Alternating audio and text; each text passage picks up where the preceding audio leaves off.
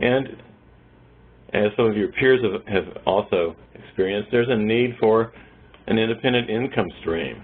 You have more people asking for services than you are able to provide. In this situation we're currently in Washington, D.C., where we're not really sure what's going on in Capitol Hill with the appropriations process. There's a lot of questions. It's not a bad idea to have some money coming in that you can use wherever you need to. So these are some of the reasons that I've heard frequently from members who are already doing community economic development projects. And one thing I want to emphasize is that your peers are already doing this, and they're doing it successfully. So it's not something that you should be afraid of doing. You just need to be smart about how you go about doing it. There are some things that you'll need to be aware of and to address, but this is certainly something that everyone out there can go ahead and do. Which strategy you take depends on what your community needs, what the characteristics of the community are. And we'll talk about that a little bit.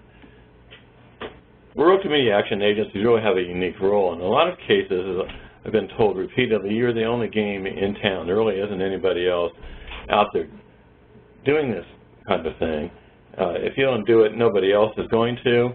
There's very likely nobody else who has the capacity to do it in your community. In urban areas, that's not really the case.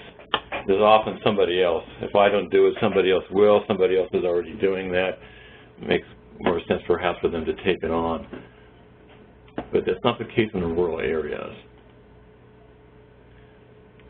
Often you already have a lot of the infrastructure that's needed in place. You're already in existence. You've got an office, you've got staff, you've got computers, you've got the basic administrative and financial functions already covered. It's a lot easier to add somebody to that than to try and start a whole new organization from scratch to do community economic development as a sole activity. You also have a lot of partnerships in place, particularly since you've got a tripartite board that requires partnering with local government and with the local business community. And so you already got a lot of that covered that somebody starting up would not have. And you're well known in the community for the various programs that you've been doing for decades now. Another group would not be able to replicate that right out of the chute starting up. So for these reasons, it makes more sense for a community action agency to take this on as opposed to somebody trying to start up something new.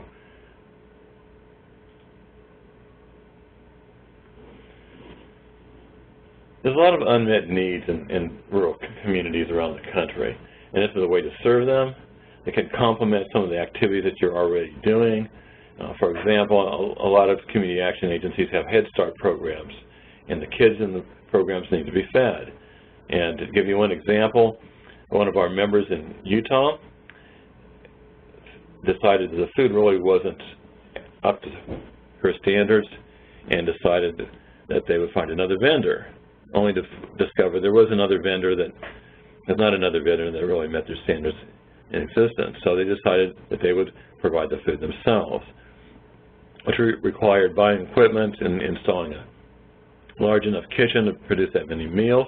But once having done that, it became apparent that besides just using it for creating meals for the kids every day, it offered a potential for a lot of other things. So they ended up preparing meals for senior citizens' homes and other institutions in the area, and then started having classes on cooking, opening up space at certain hours to people who had their own catering business, a sort of kitchen incubator, getting a little bit of land to grow some food that they use in the kitchen and also in their food bank, teaching kids in the process of where food comes from and having them volunteer to help harvest the crops. Anyway, it became a lot of other purposes besides just the original purpose of feeding the Head Start kids. That initiative has led to the creation of $500,000 in income every year for that community action agency that they can then use for any service that they want to expand into or to plug holes if their funding gets cut in something that's existing. So it's a considerable amount of money, and they did not go into this with the intention of doing economic development or creating a social enterprise, but in fact that's what happened. You also have seen a lot of cases where you need affordable housing in your area. One choice is to contract with somebody, have them build affordable housing for people, whether it's home ownership or rental or transitional, special needs, whatever the case might be. But some groups have decided that let's go ahead and start our own construction arm, because it not only serves that need, but we have people that we're training for jobs, trying to place in jobs, and this is a way for us to place some of those people into construction work and get them onto payrolls and give them a skill that they can then take with them when they go into something else.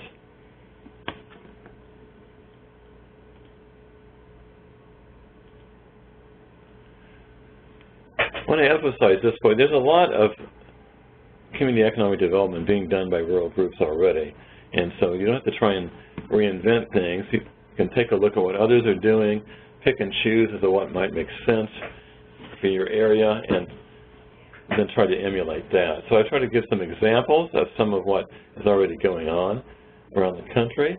You can see there's a whole wide variety of housing development approaches.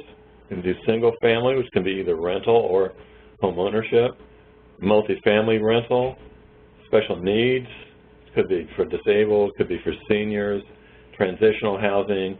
Sometimes this is new construction, sometimes it's rehabbing existing buildings, sometimes it's converting a building like, for example, a school that was never used for housing, but converting it into housing. So there's funding for all those different approaches. There's successful examples for every one of those approaches as well among your peers. And there's money out there, which we'll talk about in a little bit here. When it comes to the economic development part, there's likewise a bunch of different strategies. One of them is operating a loan fund and then loaning money to small businesses in your service area for whatever type of business they might be interested in putting together. Some members have focused their loan funds on particular sectors that they have familiarity with, sectors that are particularly needed or particularly attracted to that region of the country. So some examples you can see here: tourism, energy, agriculture, daycare. And one of the advantages of having some focus is that you build up expertise in that area. So it's easier for you to evaluate the application that you get and make a good decision whether they really have the potential to make money and succeed or they don't. Other groups prefer to take applications from whatever kind of business comes to them, which has one advantage: you can meet a wide variety of needs. It does present a little more difficulty in judging each of them as whether that's a viable business or it's not. If you have a business that's kind of a one-off, you're not going to be able to do that. If something you see fairly frequently, restaurants, for example, then you can build up some expertise in that, even if you're not picking just one sector. But there's different approaches on which is best, so that's something for you to think about and make a decision based on your own community. Classes is something else, and most groups don't just make loans, but they also have classes and or technical assistance. Classes cover a wide variety of things. Sometimes they're mandatory. You can only get a loan if you go through a series of classes offered by the organization. Sometimes they're not mandatory. They're often on such topics as writing a business plan, doing cash flow projections, doing outreach advertising, using social media, some of those kinds of topics. Individualized technical assistance is really important. A lot of the applicants that come to loan funds generally have expertise in a particular area that they want to start the business in, but they often don't have expertise in things like bookkeeping or some of the items I just mentioned. Doing social media is new for a lot of them. How do we sell things on the web? How do you write a business plan? How do you do cash flow projections that are realistic and not overly rosy, which is often what you get. So that kind of technical assistance is needed on an ongoing basis. So you need to have staff that some familiarity with running a business and with some of these issues that can provide kind of hand-holding and also detailed assistance that they're most likely to need. And it doesn't stop once the loan is given. A post-loan technical assistance is often as important or more important than the pre-loan technical assistance. As businesses run into some kind of a challenge they may not be aware of, they get overwhelmed, they don't have enough staff, they haven't had enough money at the beginning to hire enough people, trouble keeping employees, looking for new ways to market, which is a constant thing. You can't do it at one time and then expect people to come in, especially with a new business. So those kind of things that are often needed as well. And then another way for you to approach this is to create your own social enterprise. So it's owned by the Community Action Agency. Generally it's a separate entity, it's a subsidiary, and then you take the profits from that and put it back into running your programs. And there's a whole slew of examples in this area as well. Some of them very innovative. I've listed some of them.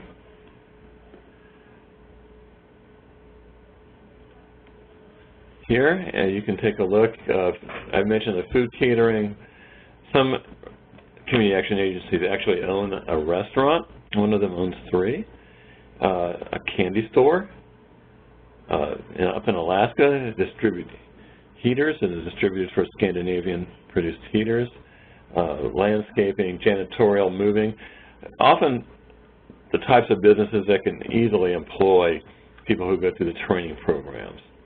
But also some things that are quite different. You see the whitewater rafting, and you'll see a picture of that shortly in an area where tourism is a popular thing and a lot of people doing outdoors. One of the members in Peoria County in western Maryland has a world-class rafting facility that they created. A wind farm, where members in Washington State, it's right on the Pacific Ocean. They get a lot of wind, so they put up 4 wind turbines, it generates electricity, they sell the electricity to the local utility, and that gives them about $300,000 to $400,000 every year that they can use for whatever they would like to.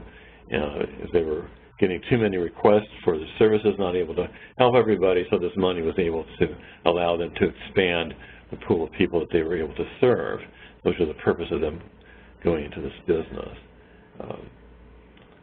Business incubators I've listed. This is generally not a way to generate income directly. You can make a little bit at this, but it's more often part of a bigger strategy, and it's a way to help small businesses get started up, and then they move out of the incubator building. They often share services. You give them some individual help that helps get them through the first year or 2, which is often the most difficult time period for a small business. And then they would move out and somebody else can come in. Some are specialized, such as the food incubator idea, where all the businesses coming in there have to do with food. That's a big part of economy in southwestern Pennsylvania, where this is an example from. A couple of places have been designated by the Small Business Administration as women's business centers. And you get a separate pot of money for having that designation, and they provide training, technical assistance specifically to women's businesses. And it's a similar thing with the Native Business Center that one of our members has also been given that designation.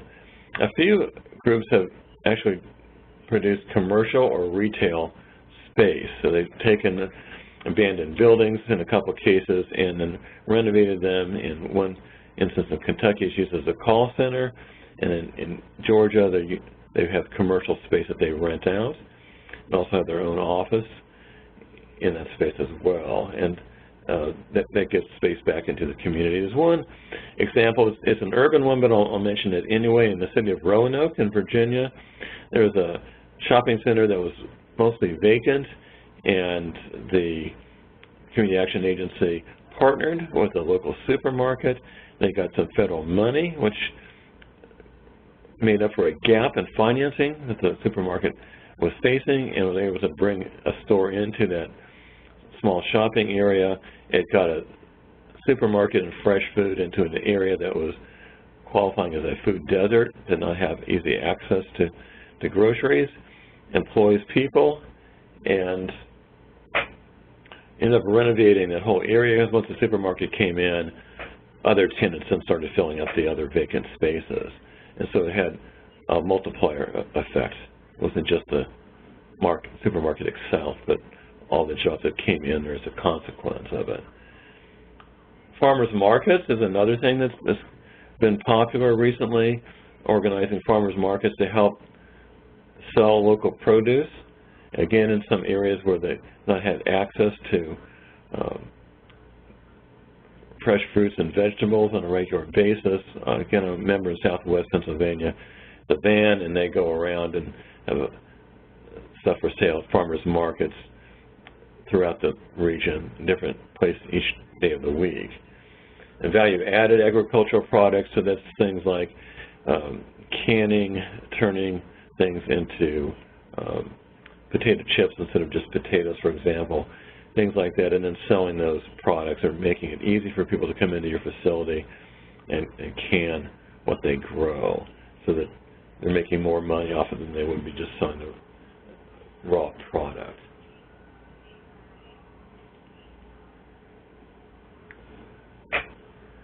And a variety of funding sources that are out there for doing this kind of things. Let's talk about each of these a little bit. The USDA Rural Development Department has a number of different programs relating to small business. RMAP is a Rural Micro Enterprise Assistance Program, so it's a combination of both grant money for you to use to provide the technical assistance and hire the staff to do that, as well as loan capital to make the loans to the small businesses. The Individual Relending Program, or IRP, is a loan program. The money is loaned by the USDA to the Community Action Agency in our case, and the interest rate is 1%. So the spread on what you would charge versus the 1%, that gives you income that you can then put back into the loan program, help cover cost of staff and so forth. It's as cheap as money as you're going to find right now. And then the Rural Business Development Grant Program is, like it sounds, a grant program for doing business development in rural areas. So there's information on each of these on the rural development part of the USDA website. If you want further information, you can contact me. My contact information will be at the end, and I'll be glad to send you the link to each of these programs. The SBA's microloan program is another important source of money. It likewise has money both for lending and for grant portion that covers your technical assistance costs. Now, if you're just starting out, you're not going to be able to access this. You have to have some experience in making loans, not a lot, so once you made a few loans, then it would be a good idea to contact the Small Business Administration and get certified as a microloan program. The good thing is you don't have to apply each year once you're in the program, as long as you meet the minimum loan requirement each year, which used to only be 3. I think it's up to 5 or 6 now. Then you remain in, and you ask for money when you run out, and they will give you more loan capital. And once a year you get grant money, which is dependent on how many loans you make. The more loans you make, the more grant dollars you get. So it's an incentive to do more work. The only caveat here is you cannot get the loan capital from them until you can show that you have set aside some money in a loan loss reserve fund, which can be a little bit difficult sometimes to find, but that's the one perhaps drawback or limitation to this program. Is you need to have that in hand. And once you can show that on the bank account, then they'll deposit your loan capital for you. The Community Development Financial Institutions Fund over the Treasury Department is important for a couple of reasons. Before you can actually access any money from there, you have to be certified as a CDFI. And again, that means you have to have a little bit of history, actually making loans, and they need to see that a high percentage of your activity is in making loans. So again, that's the reason to, if you decide to have a loan fund, to set it up as a separate entity and not within the Community Action Agency itself, because it would be hard to meet this requirement if it was a part of the larger group. Once you get certified, that allows two things. You can apply for money, and they have different categories. There's a technical assistance part that's easier, less competition for groups starting out, and there's a financial assistance grant program, which is more money, but it's much, much more competitive and not easy to get into. But even if you never got any money directly from the fund, there's still a benefit to being certified as a CDFI. Because with that, if you go to banks and ask for loan capital or ask for a grant, one of the first questions they will ask you is, are you a CDFI? And if the answer is yes, and you can show them that you have been certified, they are much more willing to give you the money. They get extra points essentially in the Community Reinvestment Act review that they have every year, and if they can show that they're giving money to CDFIs in their community, then that's definite points in their favor. The Office of Community Services, which we're all familiar with, has a Community Economic Development grant program. These are typically for larger programs.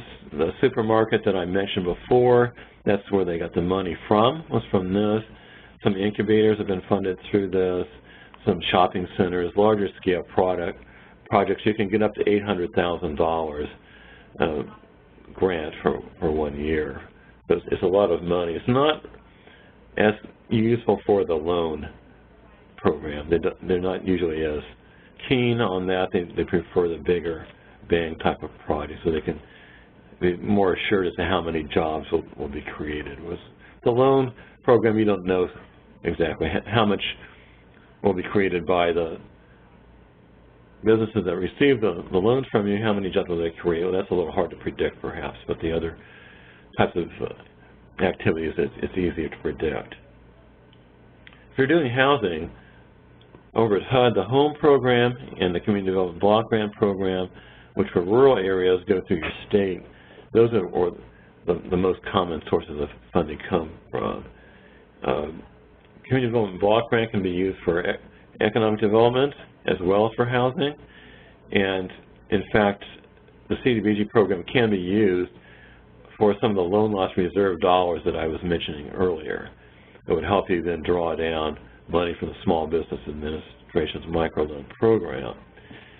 So I, for 7 years, was running a microloan program here in the DC area, and that's where we got a lot of our money from loan loss reserves was from the CDBG program.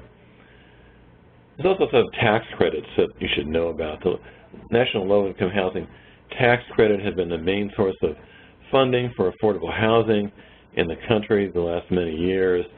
It offers an incentive to investors to put money into this. Right now, things are a little uncertain, as there's a lot of talk in Washington about cutting taxes and what that will mean exactly as for the incentives to participate in this. So until some of that gets cleared up, it's probably a little harder right now to raise money through that than it has been in the past. This is a program that has strong bipartisan support, so I would expect that this will be sorted out. So we'll let you know how that goes. But this is something that would only be used for rental housing, not for home ownership. But it's an important tool that's out there. Likewise, the New Markets Tax Credit is a tax credit really for the economic development for the larger scale projects. It's too unwieldy to try and use it for loan programs, but for commercial development, incubators perhaps, things like that. As long as they're located in certain zip codes that have been designated by the government to allow the New Markets Tax Credit to be used there, then you can use that. Banks are an important source of money, especially when you're first starting out. I mentioned the Community Reinvestment Act. They need to show that they are putting money into their service area in its entirety, not just into the more affluent areas. They get a rating on that. It's also bad publicity if they don't do well. So they have some incentive to talk to you about this. So I would start with banks in the community. You can use CSBG dollars for this. And depending on your state, there's often state-level programs that you can access. And I thought I would mention one fairly new approach, which is crowdfunding. One of our members in Michigan is renovating an old train depot and turning it into meeting space, art gallery, small museum. The local Chamber of Commerce is going to have offices there. So a bike trail that starts from that point. A whole bunch of different things. In order to raise the money in a small town, they used crowdfunding and went way over their goal. So it was very successful for them. So that's something else you might want to take a look at.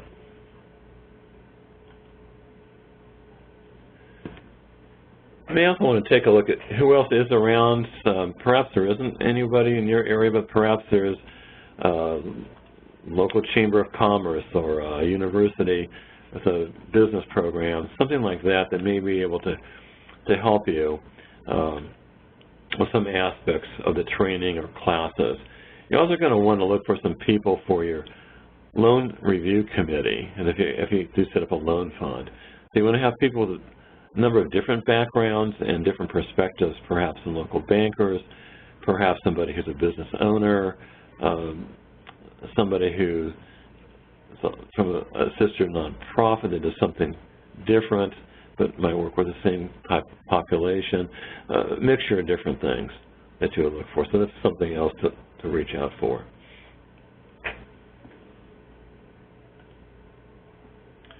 Now we're going to take a look at some successful examples that some of your peers have implemented, and we'll talk about a little bit as we see each one of them. The first one is the whitewater facility that I mentioned before. You can see it from the top. They've had international championships here, and there's another picture.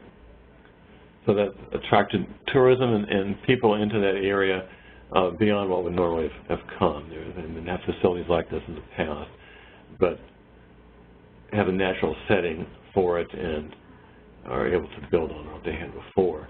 I mentioned one of our members actually owns a candy store. It's in New York State. Here's a candy store that received a loan from a group in South Dakota. This is kind of an interesting project. This is a development by one of our members, People Inc. in Southwest Virginia. This is actually the state of Virginia Welcome Center, but they did the development. So it's a large project right along the interstate, close to the Tennessee, North Carolina borders, and it highlights that part of Virginia, the places to stay, businesses there, things to do. It's very high tech. You can go in there and touch buttons and make reservations for places to eat, places to stay. There's crafts there from the area that you can purchase. It explains about the traditions and history of that part of the state. So they actually partnered with the state to do the project. I mentioned the wind turbines out in Washington. Here's some South Dakota that were actually being manufactured there. Self-help housing is another approach where people who are going to live in the housing actually devote some of their own time to the construction. And this is an example in Oklahoma. The wine barrel business, now in Virginia and some other states in recent years, has been a big increase in local wineries and wine tourism. So there's a need for more wine barrels. So this guy is taking advantage of that new market to produce wood barrels that the wine is aged in. An example of senior housing. This is the same group in Michigan I was mentioning that used the crowdfunding to raise money to renovate the old train depot. So this is directly across the street from it. So these projects actually will complement each other. This gives us seniors some place to go to, is close by, that's interesting, and also helps draw people when it's completed to the depot, which is being renovated at the moment. These are some examples of single-family homes that members have completed. This one in Pennsylvania. There's a before and after up in Alaska. This one in Illinois. Oklahoma, as well as multifamily housing, like a duplex.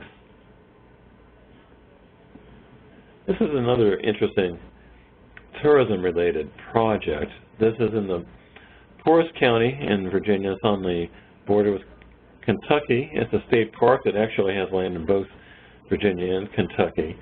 And again, People Inc., one of our members in Southwest Virginia, partnered with the state, and they did the development here. And it's a conference center, a small conference center, so you can spend the night. There's meeting rooms, there's a restaurant, there's a shop. They have weddings here, as well as other events besides just small statewide meetings. I was there one time. The sheriffs from around Virginia were having a statewide meeting. So it helps bring some money into this poorer county. And here's a picture of the turbines in Mission in Washington. They actually have 4 of them. Here's 2 of them in the picture. They're looking at doing some other stuff at the moment. They're looking at co-ownership of a hotel in a small town where their office is, as well as building dormitory for the local community college and managing that. They've been guaranteed a certain number of students. And they're also looking at the possibility of perhaps taking over ownership of a boat manufacturing company where the owners have gotten up in years and their children don't want it, and so they're looking to sell to somebody, and it's very profitable, so they haven't decided. But this just gives you some examples of some of the other things that are possible for rural community action agencies to do. Some upcoming activities. We have regular webinars. This is one, but what I would like to do in the future is have some of these groups that I've been talking about speak about a particular topic, whether it's social enterprise or business loan program or rental housing, home ownership, and then go into some detail. Most take 2 people on the call so that you can have enough time during the hour to hear what they have to say and also to ask questions. We are going to be having some workshops at the annual conference in August in Philadelphia, at least 2. There's monthly community economic development e-news. If you're not on the list, send me an email and I'll be sure to put you on. I just sent out one this morning. I do workshops at state associations. There's a couple coming up in May in Texas and in August in Colorado. If any of your other associations are interested, contact me and I can put something together along the lines of whatever you're looking for. It can be housing, it can be economic development, it can be an overview, it can be general or detailed as you're interested in making it. I've been collecting profiles from community action agencies that have existing programs, and we've been trying to organize a new website to replace the one that we have. It should be up pretty soon, and so you'll be able to see that. In the meantime, if you're interested in a particular group or a particular kind of project, let me know and I can at least send you a copy of what I have already. I have more with a question mark after because we're looking at a couple of other things depending on whether we're able to get some money that we're trying to raise. We're actually hoping that we can get enough money to do some technical assistance so we can actually help groups that are wanting to start up a project and are not quite sure how to do it, or perhaps you're already doing one thing and you want to also do something different, or you're running into some obstacle, that we would be able to come out there, use consultants both from among the field here, from members that have already done these kind of projects, as well as some outside people who have some expertise. So we'll keep you posted, but that's going to depend on us getting some money that we don't currently have. We're also trying to raise some loan capital, so we may be able to make loans to some members who would then relend that money in their neighborhood. Again, we're trying to get money to do that, so that's not something I can offer right now. But again, keep posted. You know, look at the e-news that I send out every month, and there are other communications venues. If some of this happens, we'll certainly have a webinar specifically on those new tasks and let you know how to participate in those. And here's my contact information. Either the direct phone line or email, either one is fine. Send me notes if you have any questions, you want more information, you'd like me to come out and talk in your state, whatever the case might be. Let me know. And if anybody has questions, please put them in the Q&A section at the bottom right-hand side of your page.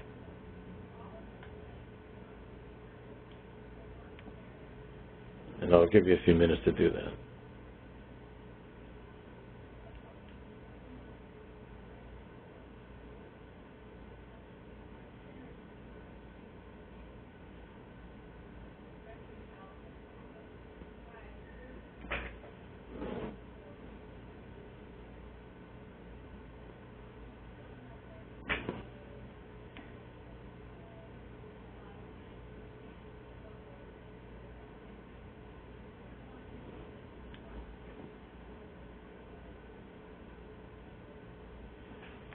Yeah, I have one question here about asking me to repeat how we can get copies of the webinar. Everybody who signed up for it, I have a list of your email addresses, and I will send you out as soon as the recording is ready. I will send a copy of the recording, and with it I'll send a copy of the PowerPoint that I've been making the presentation from, so everybody will have that.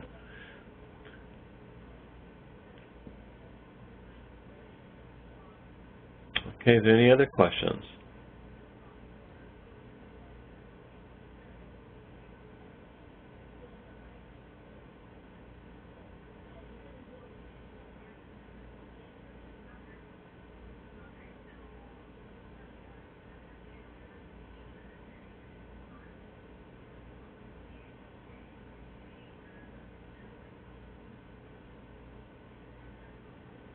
Okay, I'm not seeing any others, so at this point, I guess we'll close out. I want to thank everybody for your participation today, and again, feel free to contact me if I can help you in any way. Thanks again.